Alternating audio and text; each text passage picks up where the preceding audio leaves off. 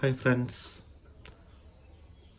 Techno കെയറിൻ്റെ മറ്റൊരു വീഡിയോയിലേക്ക് എല്ലാവർക്കും സ്വാഗതം. ഇത് നമുക്ക് കിട്ടിയിരിക്കുന്ന എൽ ജിയുടെ ഒരു ഫ്രണ്ട് ലോഡിൻ്റെ PCB ആണ്. നമുക്ക് റിപ്പയർ ചെയ്യാൻ വേണ്ടിയിട്ട് ഒരാൾ കൊറിയർ അയച്ചു തന്നെയാണ്. ഇത് കംപ്ലൈൻറ്റ് എന്താണെന്ന് വെച്ച് കഴിഞ്ഞാൽ പവർ ഓൺ ആവുന്നില്ല.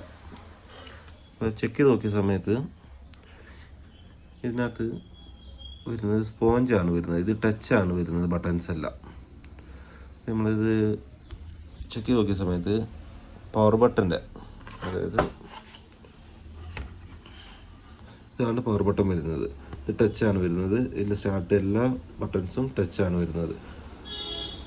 നോബ് മാത്രം റൊട്ടേറ്റിംഗ് നോബ് ആണ് ഈ വരുന്നത്. നമ്മൾ ചെക്ക് ചെയ്ത് നോക്കിയ സമയത്ത് ഇതിൻ്റെ ഈ പവർ ബട്ടൻ്റെ ഈ സ്പോഞ്ച് ഡാമേജ് ആയിരുന്നു. നമ്മളത് എന്ത് ചെയ്തു, സ്പോഞ്ച് നമുക്ക് അവൈലബിൾ അല്ല, കിട്ടില്ല. അപ്പം നമ്മളതിൽ സ്പ്രിങ് ആഡ് ചെയ്തിട്ട് ആ പ്രോബ്ലം സോൾവ് ആക്കി. ഇപ്പം ടച്ച് ചെയ്ത് കഴിഞ്ഞാൽ വർക്കിംഗ് ആണ്.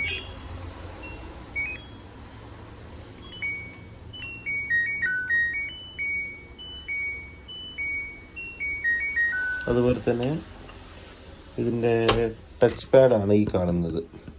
ഈ ടച്ച് പാഡ് ഡാമേജ് ഉണ്ടായിരുന്നു. ടച്ച് പാഡിൽ വെള്ളം ഇറങ്ങിയിട്ട് അതിൻ്റെ കോണ്ടാക്റ്റ് കിട്ടുന്നില്ലായിരുന്നു. അപ്പോൾ നമ്മൾ അതിനകത്തൊരു ഫോയിൽ പേപ്പറിൻ്റെ